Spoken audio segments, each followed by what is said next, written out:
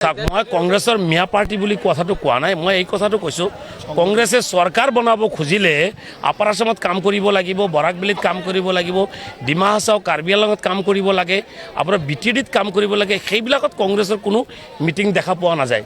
গৌৰৱ গগৈ নিজেও আপোনাৰ আমাৰ সেই মিয়া অঞ্চলত ঘূৰি থাকে।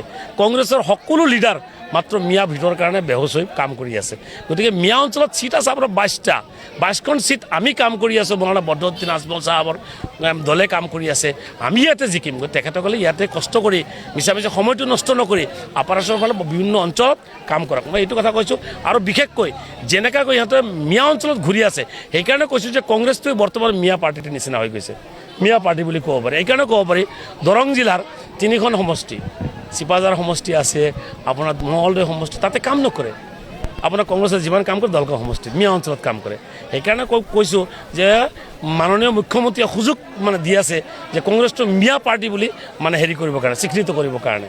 কথাটো হৈছে চৰকাৰৰ কথাটো হৈছে তেখেতসকলে ক'ব খোজে যে মিয়া চিটকেইটা লৈ কিনে চৰকাৰ বনাব। চৰকাৰ বনাব নোৱাৰে। চৰকাৰ বনাব লগা হ'লে গোটেই জনগোষ্ঠী, জাতি জনগোষ্ঠী তাত যাব লাগিব, বিধায়ক জিকিব লাগিব আৰু 64 নাম্বাৰছ হ'ব লাগিব।